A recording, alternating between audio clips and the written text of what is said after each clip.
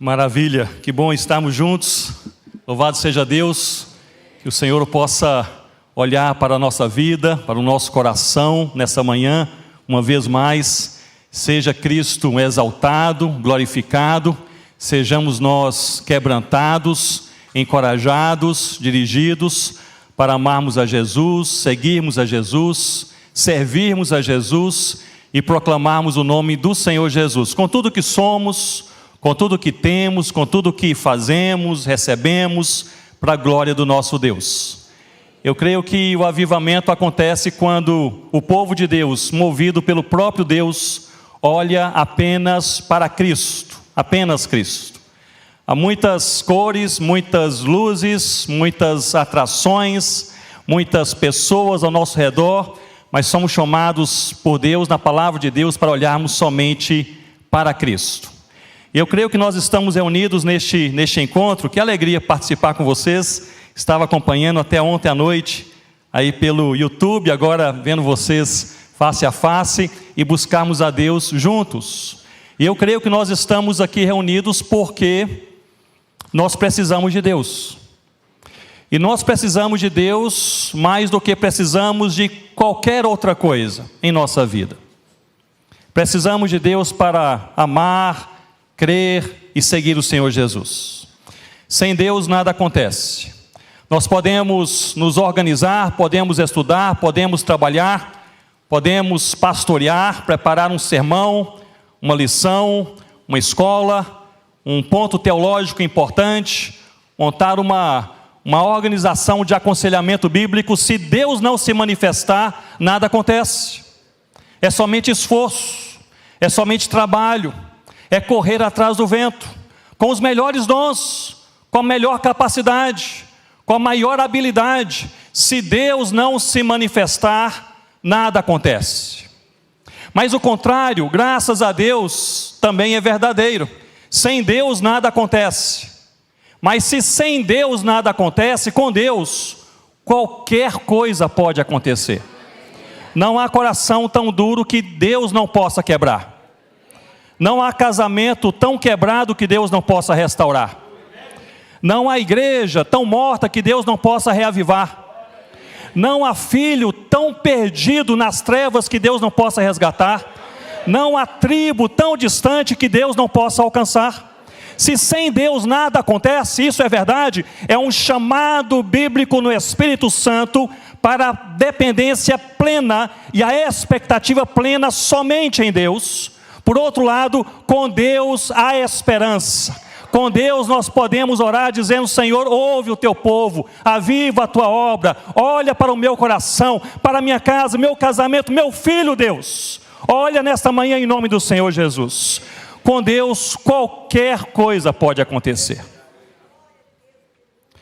Nós podemos, de certa forma, conceituar avivamento como uma intensa manifestação de Deus, promovendo arrependimento, e não apenas arrependimento, mas também transformação pessoal na vida do seu povo. O reformador escocês, o John Knox, ele dizia que a expressão grega no Novo Testamento, dinamis, que é traduzida por poder ou poder de Deus, ele dizia que dinamis é a manifestação do Deus sempre presente. E ele explicava, dizendo que Deus sempre está presente. Você crê nisso?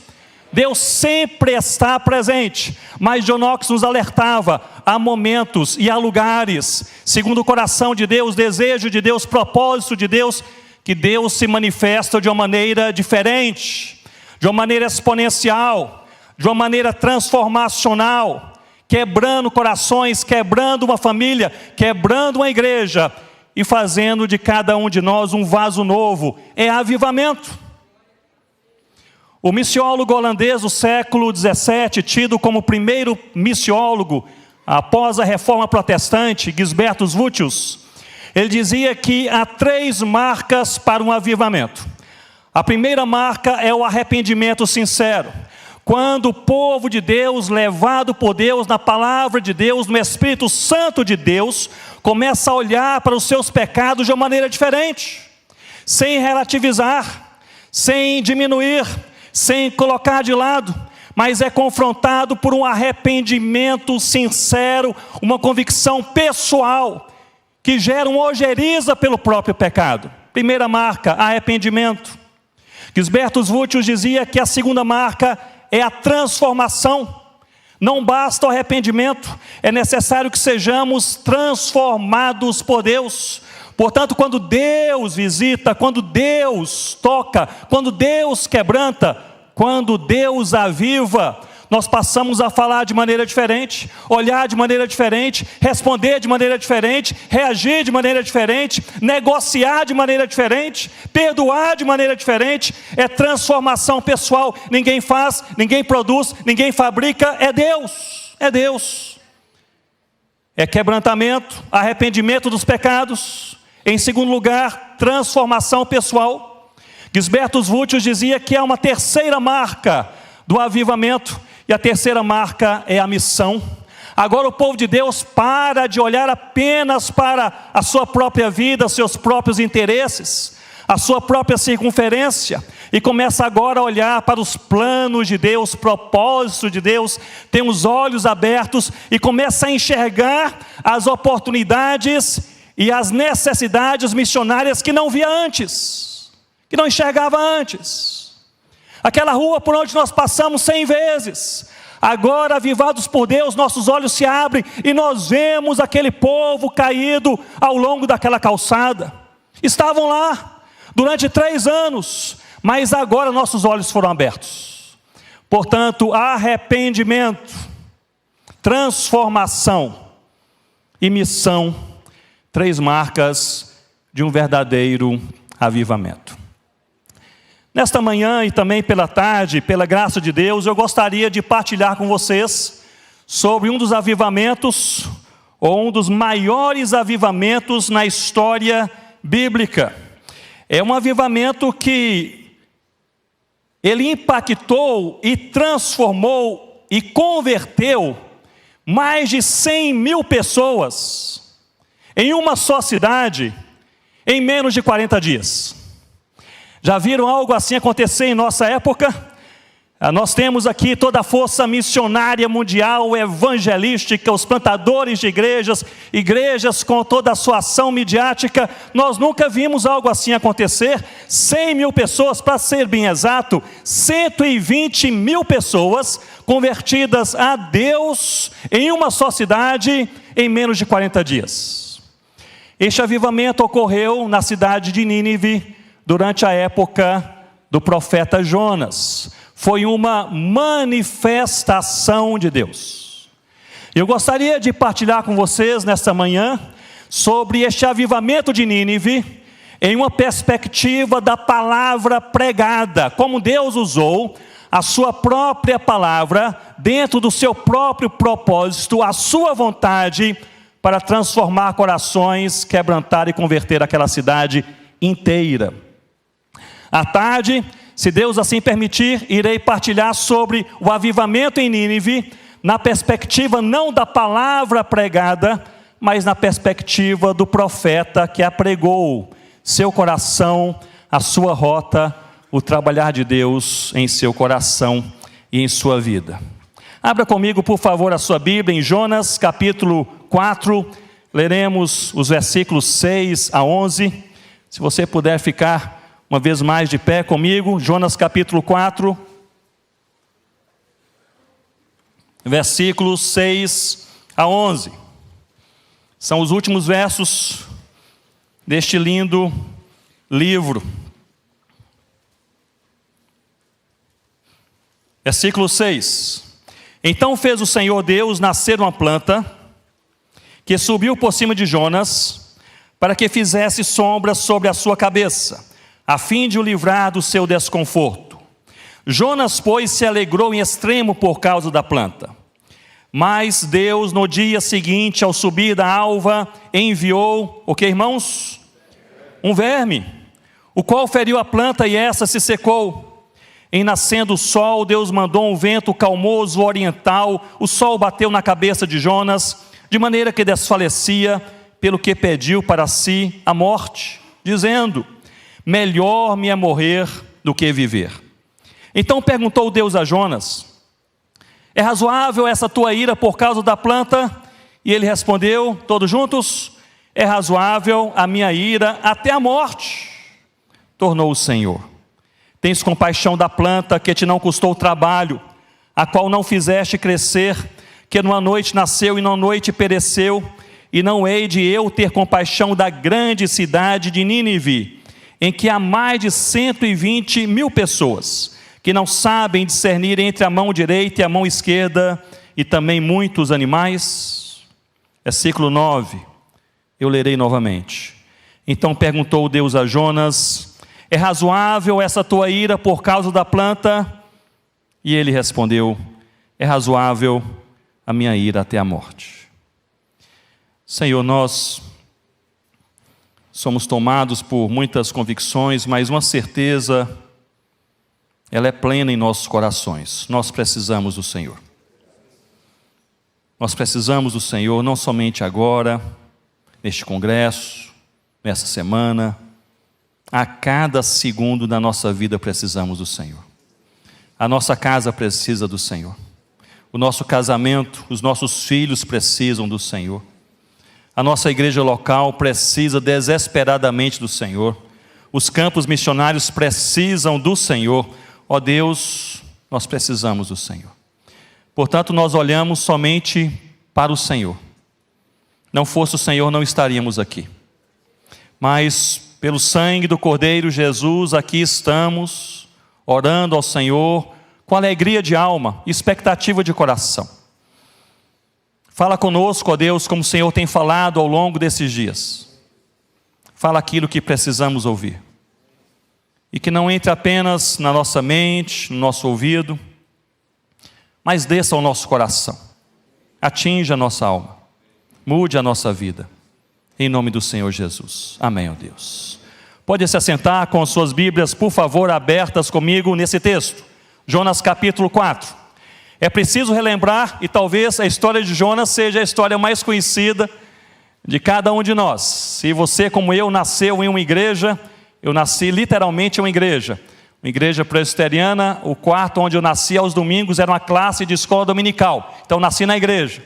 Se você, como eu, nasceu na igreja, você já ouviu 100 vezes a história de Jonas. Mas é preciso relembrar, Jonas, ele era filho de Amitai, profeta de Deus, na época em que Jeroboão II reinou sobre Israel. E nessa época em que Jeroboão II reinou sobre Israel, foi uma época marcada por vários eventos, mas principalmente um evento que se repetia a cada 2 ou 3 anos: a tentativa de invasão de Israel por parte dos assírios. Portanto, nós podemos imaginar Jonas como filho do profeta Amitai, crescendo com essa tormenta, com esse terror, com essa angústia em seu coração. Ali a frase mais repetida a cada 2 ou 3 anos era esta: os assírios estão chegando, os assírios estão às portas.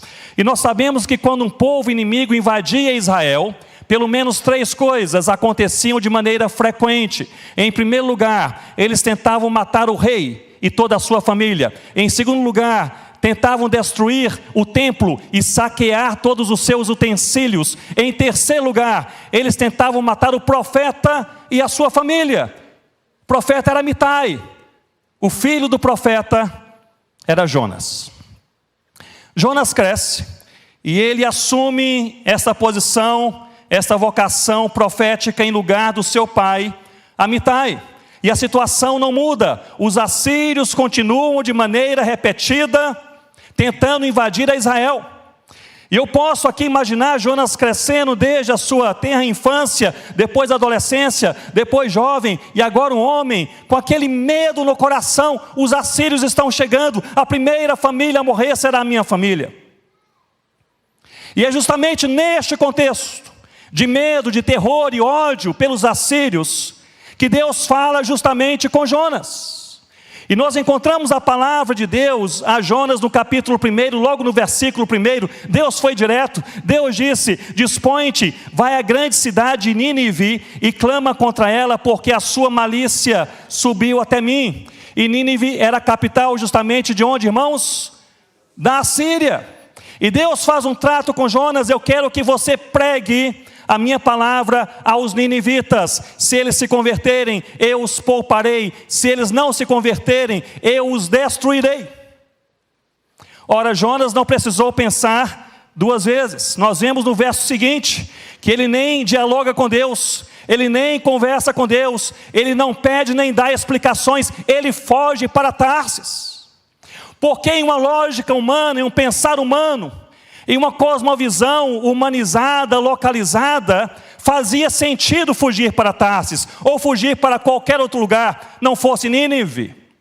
Se ele não fosse a Nínive, a palavra não seria pregada. Se ele não pregasse, os ninivitas não ouviriam. Não ouvindo, não se converteriam. Não se convertendo, seriam destruídos por Deus. E Jonas, assim, de maneira indireta, por sua omissão na pregação da palavra, nessa lógica humana, carnal, ele estaria não pregando aos ninivitas, ele estaria livrando o rei da morte com a sua família, livrando o templo de ser destruído e livrando o profeta, que era ele próprio com a sua família, também da morte certa. Eu gostaria de mencionar para vocês nesta manhã que Jonas, humanamente falando, tinha bons motivos para nem chegar perto de Nínive, mas seus motivos não eram suficientes perante Deus. Isso porque nós precisamos, meus irmãos e minhas irmãs, quando nós falamos sobre um avivamento pessoal, familiar, de igreja, do povo de Deus, nós precisamos ser confrontados com essa verdade, que muitas e muitas vezes os planos de Deus não fazem sentido para nós. Concordam comigo? Não sei por que estou naquela cidade, não sei por que Deus me colocou justamente naquela igreja.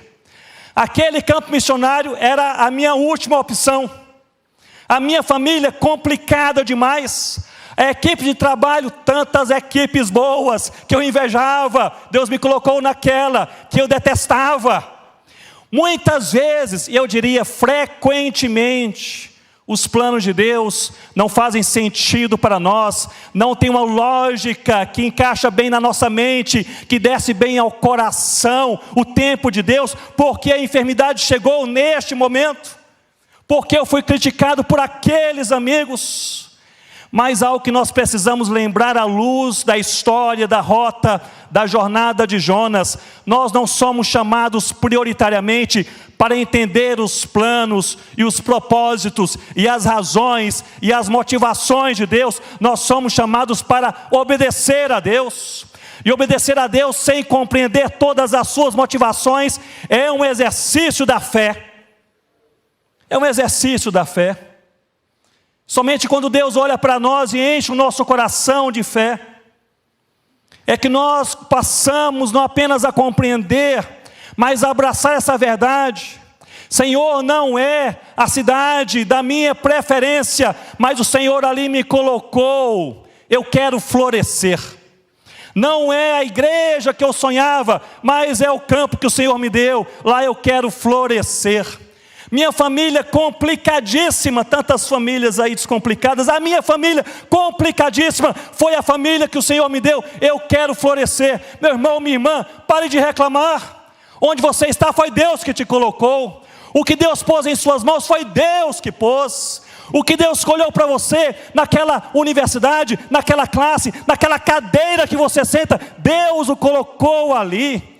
Pare de reclamar, olhe para o Altíssimo e diga ao Senhor: Senhor, não entendo o que está acontecendo. Se eu pudesse escolher, eu não escolheria este lugar, essas pessoas, essa equipe, mas eu confio no Senhor, fiel é o Senhor, louvado seja o nome do Senhor Jesus. A obediência ao Senhor, e esse é o nosso chamado. Nós não somos chamados a compreender todas as motivações de Deus, apenas aquelas reveladas por Ele. Mas nós não somos chamados a compreender todas as motivações de Deus.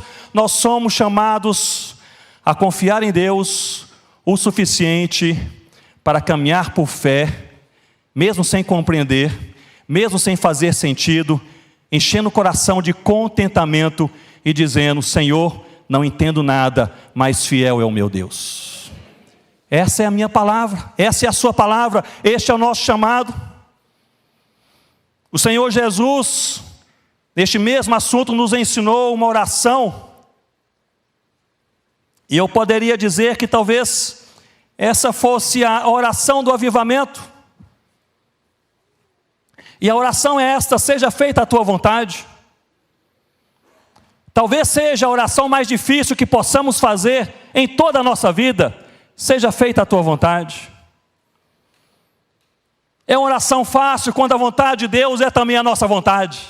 Aí tudo está uma maravilha, navegando alegremente. Mas frequentemente a vontade de Deus não é a nossa vontade. E precisamos, sem uma plena compreensão, olhar para Deus, porque confiamos em Deus. Dizer: Senhor Deus, seja feita a tua vontade. Não faz sentido, mas seja feita a tua vontade. Não me alegra, mas seja feita a tua vontade. Não é a minha preferência, mas seja feita a tua vontade. Não é o lugar que eu gostaria, seja feita a tua vontade. Está pesado demais, seja feita a tua vontade. É complicado demais, seja feita a tua vontade. Eu nunca pedi por isso. Seja feita a tua vontade, seja feita a vontade do Senhor em nossas vidas. A oração do avivamento é uma oração quando Deus, olhando para a terra, move o seu povo na sua palavra, pelo Espírito Santo. E esse povo olha para o mundo, não com olhos fechados, não com a mente fechada, mas sabendo que é um preço, sabendo que é complicado, sabendo que é pesaroso, sabendo que é custoso, mas mesmo assim, esse povo de Deus diz: maior é o nosso Deus, seja feita a tua vontade. Quando nós falamos sobre a vontade de Deus, esse assunto, a vontade de Deus, faz parte de um capítulo da teologia que é chamado de providência, a providência de Deus. E esse talvez seja um dos capítulos teológicos mais mal interpretados em nossos dias. Curiosamente, alguns imaginam que a providência de Deus é a segurança de que Deus proverá tudo aquilo que nós desejamos e decidimos.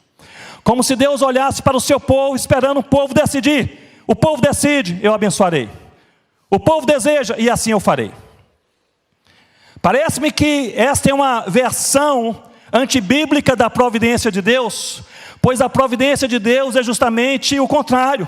Não é Deus cumprindo a vontade do seu povo. Escolha o caminho, escolha o desejo, e eu cumprirei. Na verdade, a providência de Deus é Deus movendo o céu, a terra, o inferno, a igreja, os demônios, as legiões, tudo e todos, para que a vontade do eterno seja realizada.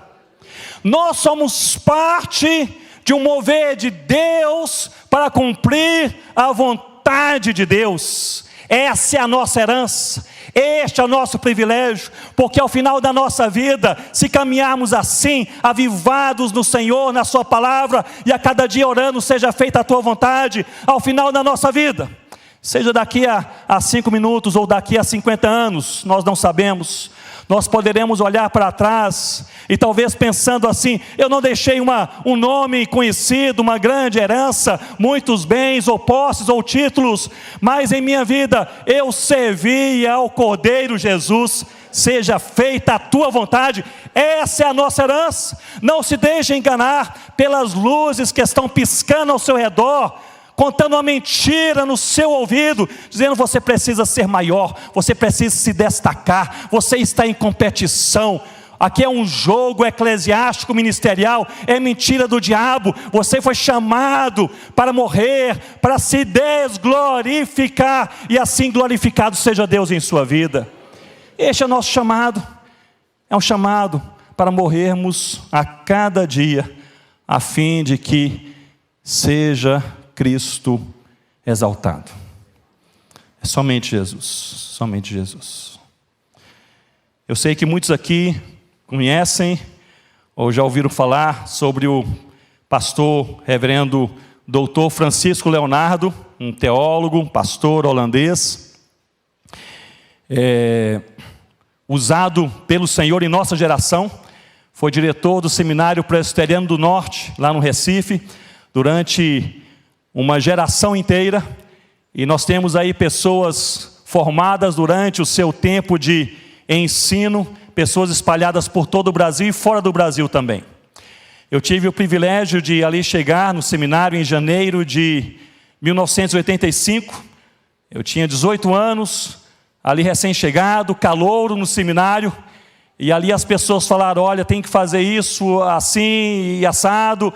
Mas há aqui uma coisa muito boa. O diretor do seminário, ele tem as portas abertas do seu gabinete para qualquer coisa. Eu achei fantástico. Um homem, um diretor, um homem importante naquele cenário acadêmico e pastoral, ele tinha as portas abertas do seu gabinete para qualquer coisa.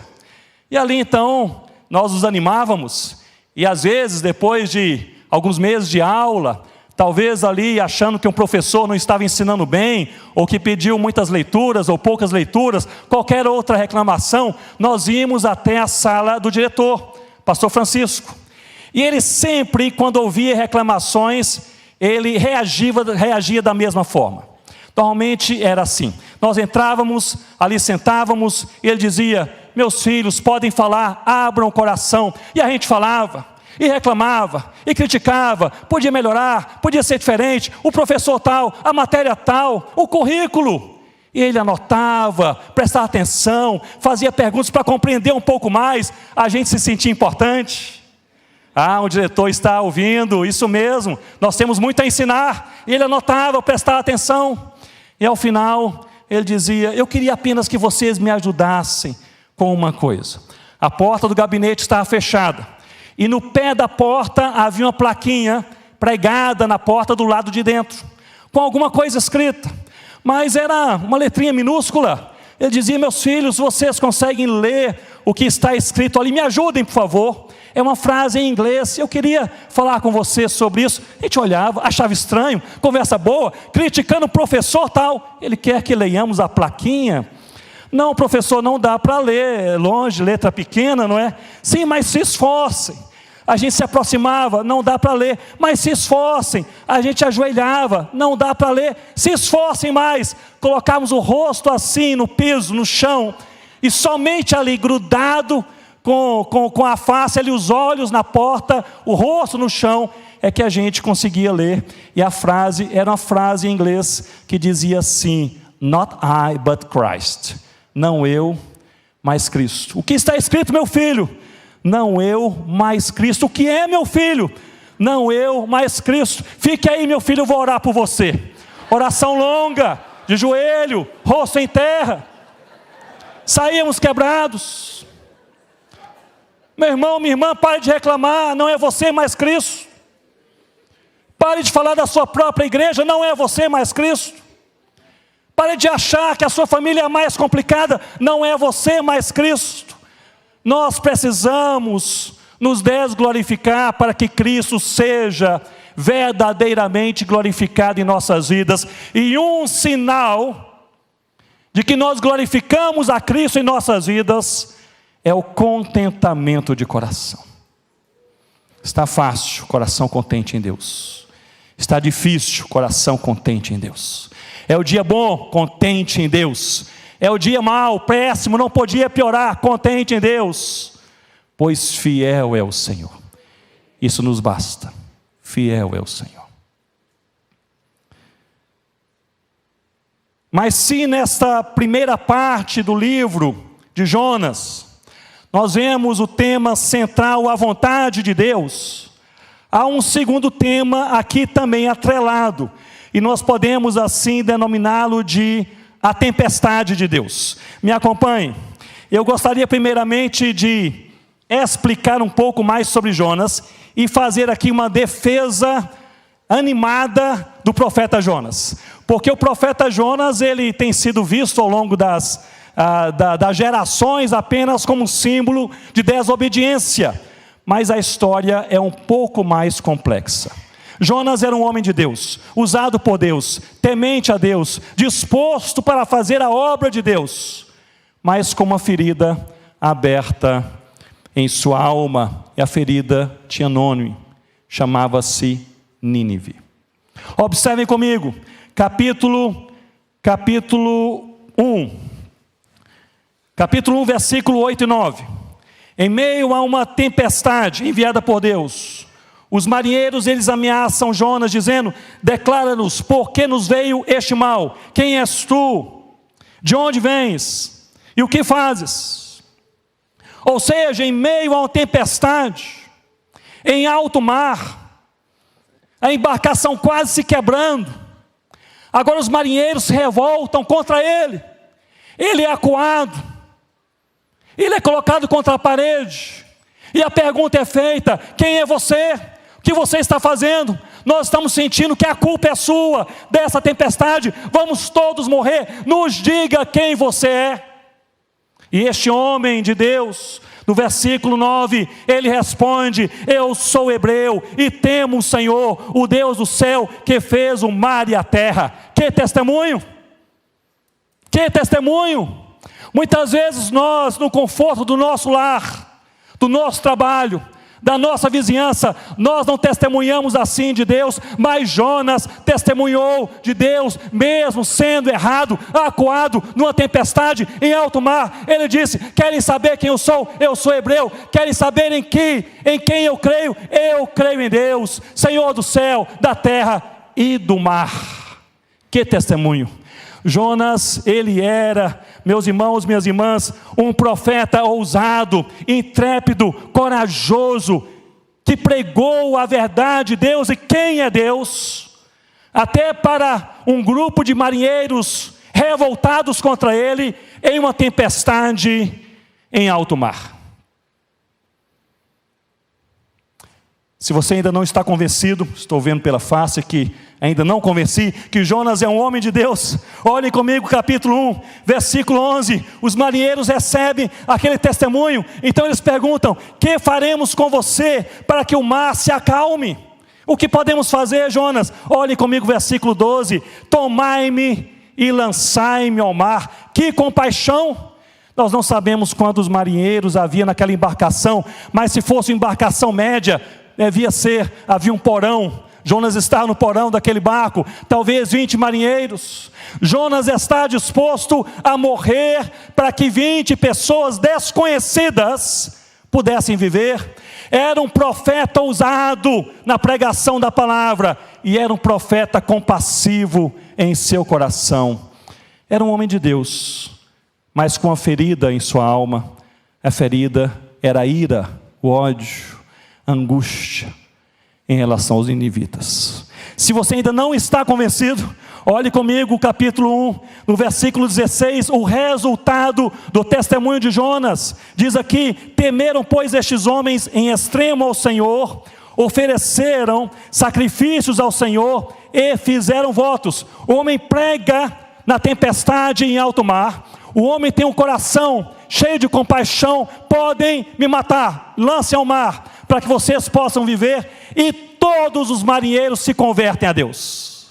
É um profeta ousado, é um profeta compassivo e é um profeta frutífero.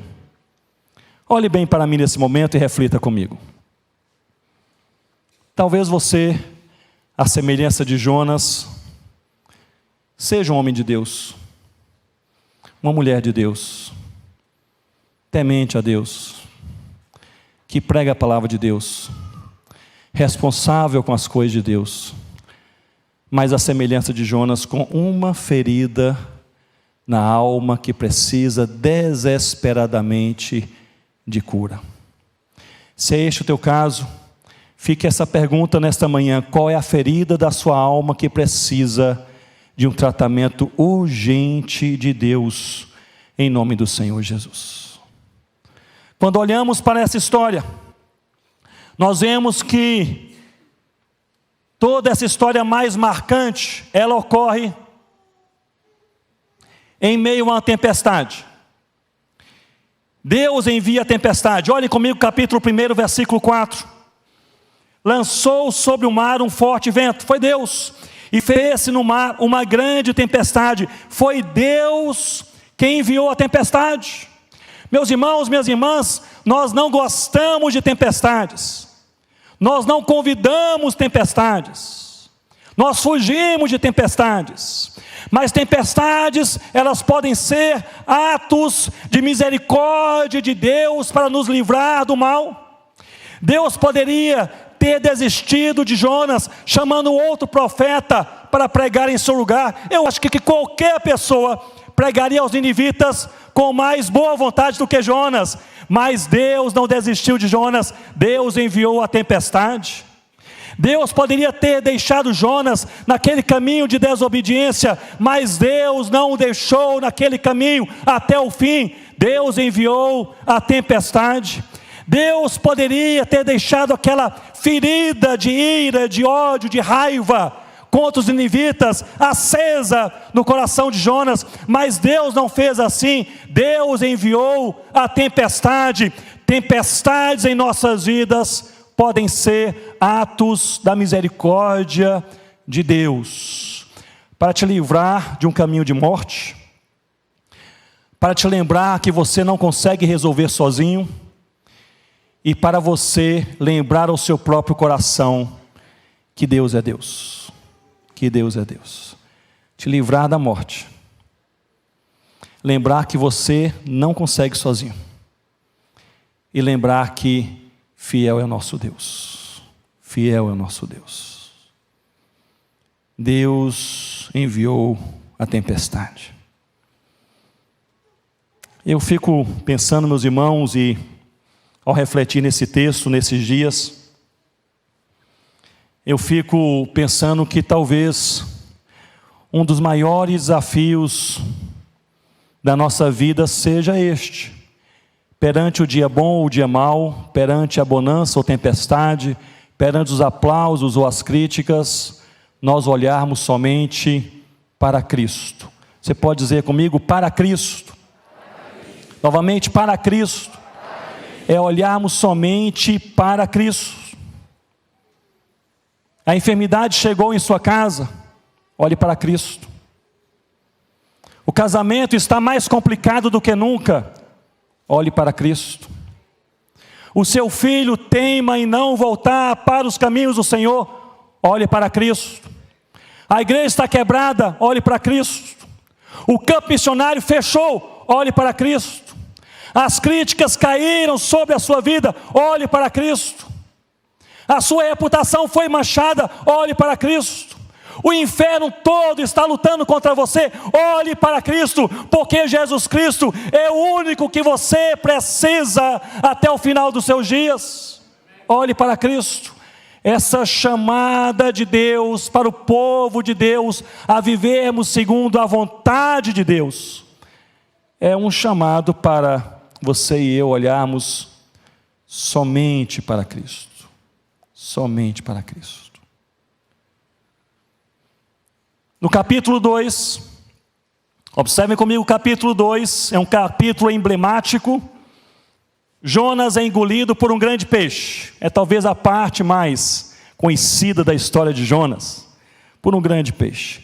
E no ventre daquele grande peixe, Jonas faz uma oração, e nessa oração, ele reconhece que Deus é Deus, ele reconhece que a tempestade vem de Deus, e ele pede misericórdia a Deus. Mas eu queria chamar a sua atenção para o capítulo 2, versículo 9. No final dessa oração, ele diz algo que chama a minha atenção, e creio que chamará também a sua.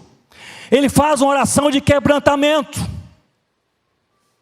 ele pede perdão a Deus, mas no final dessa oração ele faz um compromisso com Deus. Marque a palavra, compromisso.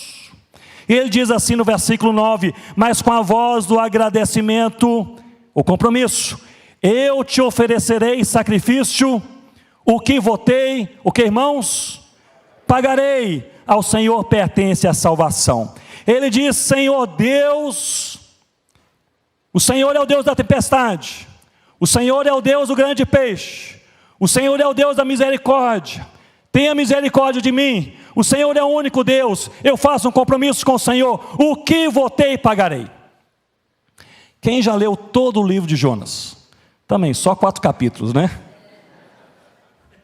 Você não encontra nesse livro nenhum voto que Jonas tenha feito perante Deus ou o povo de Deus. A que voto Jonas se refere? O que votei pagarei. Que voto é este?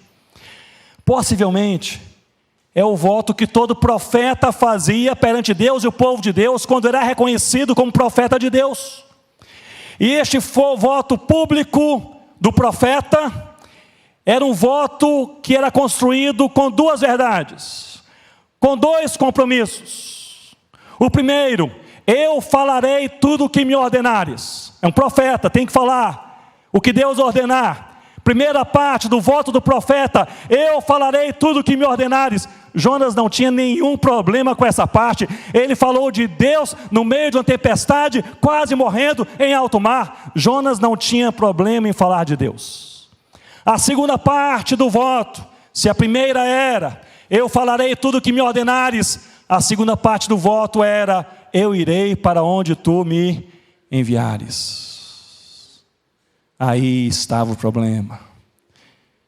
Deus mandou uma tempestade. Tempestade não foi suficiente. Deus mandou um grande peixe. E é no ventre do peixe. Ele não podia fazer mais nada no ventre do peixe. Não podia assistir Netflix. Não podia ler os livros do Hernandes. Não podia ouvir um aconselhamento pastoral. Ele só podia fazer uma coisa: orar. Foi o que ele fez. E ao final dessa oração ele disse: Senhor Deus, eu entendi.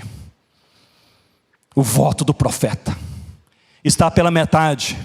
O Senhor não se agrada de apenas metade, 50%. O que votei pagarei, falarei o que me ordenares, e irei para onde tu me enviares. Meu irmão, minha irmã, essa é parte da natureza do nosso Deus. O nosso Deus não se contenta com 50%.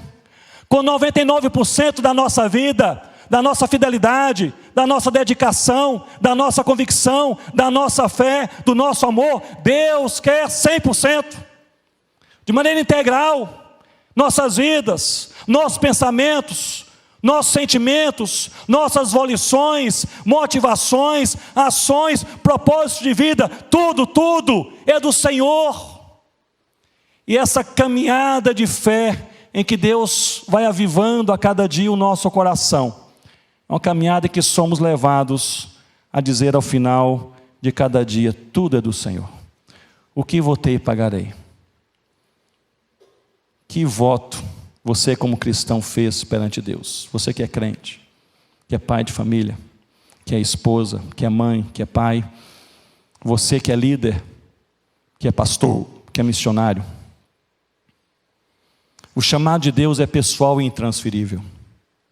É pessoal porque tem nome. Deus não chamou outro, chamou Jonas. Deus não chamou outro, chamou Abraão. Deus não chamou outro, chamou Moisés. Deus não chamou outro, chamou você. É pessoal. E Deus colocou alguma coisa em suas mãos. Em suas mãos. Na sua história, na sua geração. Por onde você passar, é ali, Deus colocou em suas mãos. O chamado de Deus é sempre pessoal, e não só pessoal, é também intransferível. Você não pode terceirizá-lo. Você não pode colocá-lo na mão de outra pessoa. Senhor, estou cansado. Senhor, voltei atrás. Senhor, ele tem mais capacidade. Deus colocou em suas mãos. É pessoal, é intransferível, é para você. Você precisa a cada dia, com o que Deus colocou em suas mãos, dizer: seja feita a tua vontade. Seja feita a tua vontade. É interessante que os concombas na África, num país chamado Gana, trabalhamos ali durante quase uma década, eu e minha esposa Rossana, tivemos ali os nossos filhos, e eles gostavam muito, era a primeira vez que ouviam a Bíblia, a mensagem bíblica, e pela graça de Deus nasceu uma igreja que depois se multiplicou, e os adolescentes gostavam de fazer um drama com as histórias bíblicas. Eles, por natureza, culturalmente, eles dramatizam muitas histórias, muitas verdades, e quando começaram a ouvir as histórias bíblicas, começaram a dramatizá-las também. Eu me lembro de ir em uma outra aldeia chamada Molã, havia ali uma pequena igreja, um grupo de adolescentes, e quando eu cheguei, o líder da igreja disse: eles estão contando entre eles a história de Jonas. Eu falei: eu quero ouvir. E cheguei até o local que os adolescentes estavam, ali uns 15, 16 adolescentes, e havia um narrador, e eles têm uma memória fantástica, e estava narrando a história com os versos bíblicos, e havia ali o Jonas, era um rapazinho, e havia ali um grupo de adolescentes fazendo o papel do peixe. E chegou nesse momento em que Jonas, depois de ser engolido pelo peixe, ele foi, diz aqui o texto, ele foi vomitado Versículo 10, vomitado pelo peixe em uma praia. E eu fiquei pensando, como que eles vão interpretar isso? E eles pegaram Jonas, colocaram atrás de um arbusto, e enquanto o narrador estava narrando a história, eles pegaram banana podre e lama, e lambuzaram aquele adolescente que era o Jonas, e seguraram atrás do arbusto. E quando o narrador disse, e Deus falou ao peixe, e o peixe vomitou o Jonas na praia, eles jogaram o Jonas pelo arbusto, ele caiu ali no chão, no pó, cheio de lama, banana podre, e aquela terra sobre ele. E eu pensei, acho que foi assim mesmo. Ser vomitado por um peixe em uma praia, o que votei pagarei.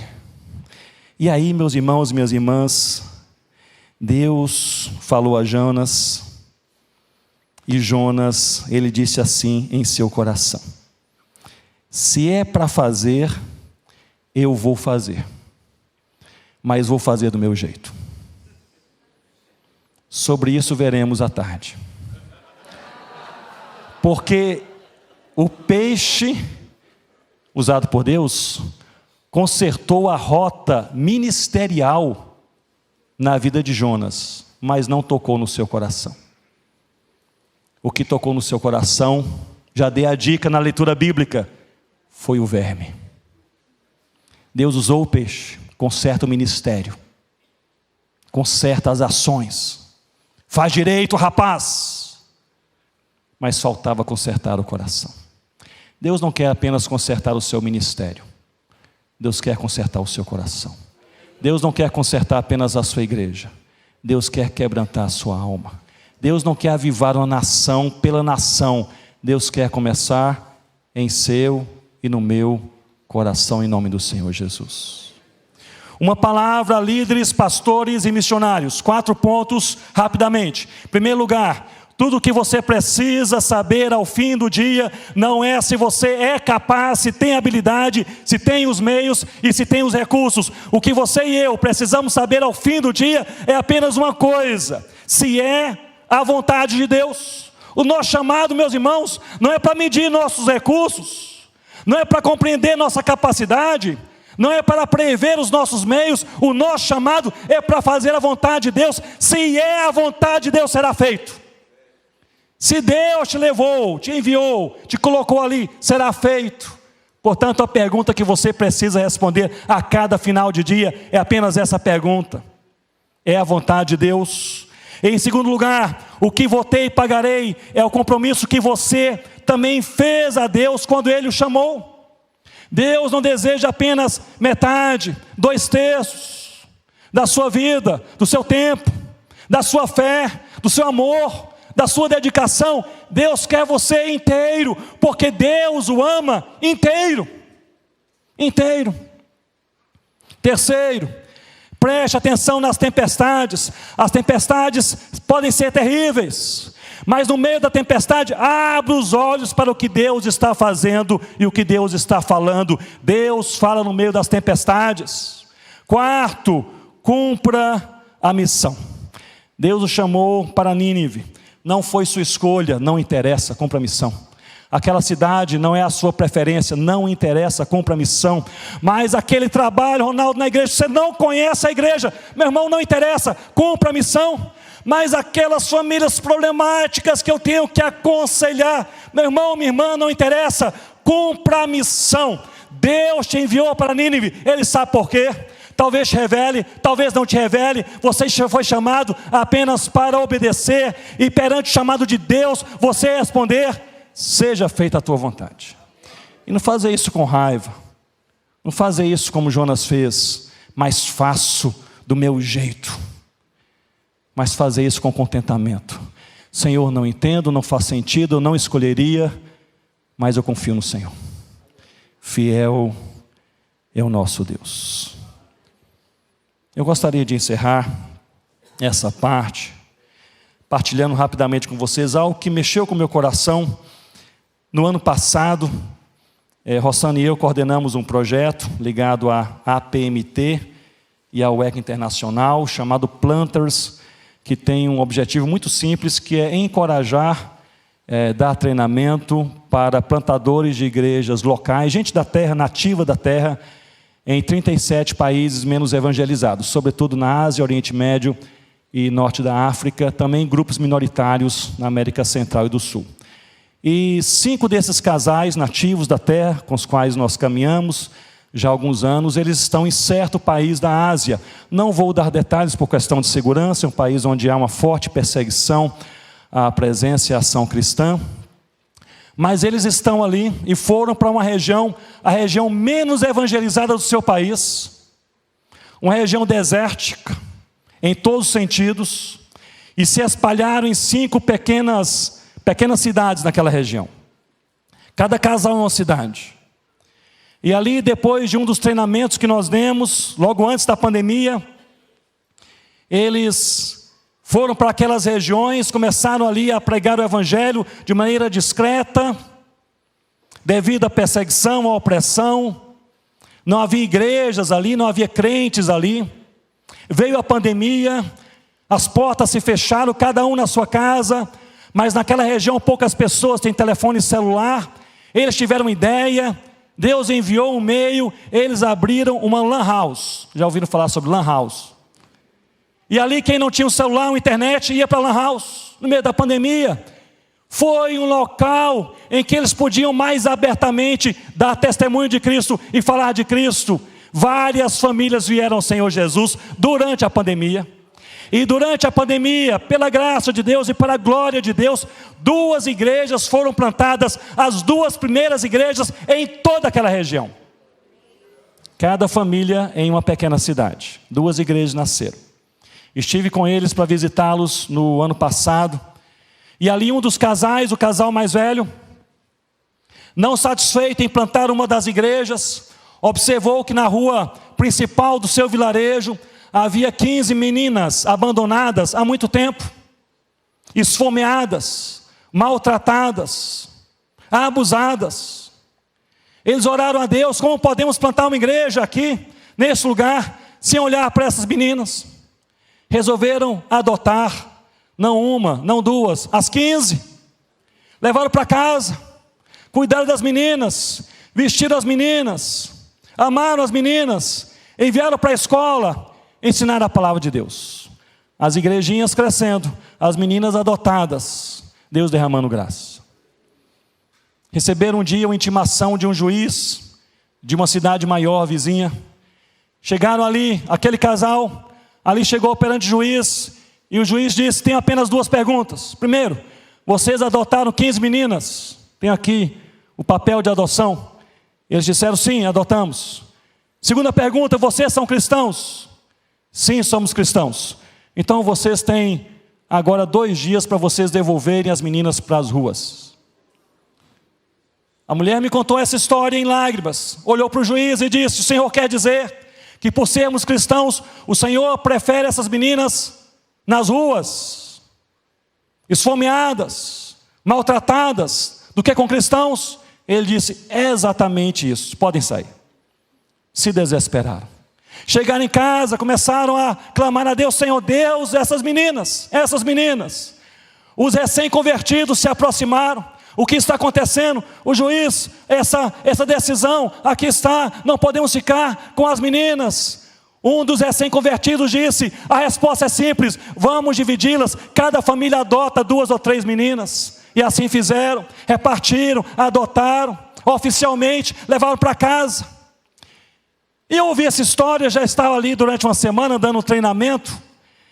E naquela noite fui dormir pensando nisso. No dia seguinte, era um domingo, eles iriam reunir pela primeira vez as 2 igrejas em um só lugar. Normalmente não fazem isso por questões de segurança, mas iriam reunir numa casinha fora daquela cidade. E eu fui pensando naquela noite: que coisa complicada, que coisa difícil. Não dá nem para evangelizar, não dá nem para adotar, não dá para fazer nada. Não dá nem para cultuar numa casa, tem que ser escondido aqui, ou no quintal ali, vão 2 aqui, um fica do lado de fora olhando, quem é que está passando? Que opressão dia e noite, será que vai funcionar? São plantadores de igreja, jovens, primeiro trabalho, primeiro ministério, de todos eles, será que vai funcionar? E fui dormir com aquele meu coração apertado. Domingo pela manhã, ele me acordou e disse: Ronaldo, nós vamos levá-lo, e nós vamos até essa casa, pela primeira vez, vamos reunir as duas igrejinhas, e vai ser uma benção, e nós vamos levá-lo ali, mas você não entra pela frente, você é estrangeiro, pode chamar atenção, deixamos você em uma rua atrás, nós vamos pela frente, você dá uns minutos, depois você entra, a porta está aberta, nos fundos, tem um corredor, e tem uma sala, e nessa sala, nós estamos louvando a Deus, vamos cantar baixinho, para ninguém ouvir, mas estamos louvando a Deus, e ali fiquei, na rua de trás, eles entraram, fui pelo quintal, abri a porta, passei pelo corredor, cheguei até a sala, ali como é costume na região, todos eles sentados em esteiras no chão, aquela sala bem cheinha, com aqueles irmãos e irmãs daquelas duas igrejinhas, e as primeiras pessoas que eu vi foram aquelas 15 meninas, sentadas naquelas primeiras esteiras, com os olhos fechados, as mãos levantadas, e cantando um hino que dizia: fiel é o nosso Deus. Vai dar certo porque fiel é o nosso Deus. A vontade dele será feita porque fiel é o nosso Deus. Você chegará até o final porque fiel é o nosso Deus, e ele te segurará até o dia final, pois eis que estarei convosco, diz o Senhor Jesus, todos os dias. É só disso que nós precisamos. Senhor Deus, nós oramos ao Senhor neste fim de manhã, corações gratos, fiel é o Senhor. Não precisamos de mais nada. A carne, a nossa carne, o mundo e o diabo tentam nos vender essa mentira todos os dias, que nós precisamos de muitas outras coisas. Não precisamos de mais nada, de mais ninguém, fiel é o nosso Deus. Ajuda-nos a olhar somente para Cristo. Ajuda-nos a orar com sinceridade essa oração. Seja feita a tua vontade. Seja o Senhor glorificado em nossas vidas. Em nome de Jesus. Amém, ó Deus. Que Deus os abençoe, meus irmãos. 12:02. Passa a palavra para alguém? É para encerrar? Não. Tem um aviso. É para encerrar? Isso assim é encerrar? Isso assim é encerrar. Está encerrado.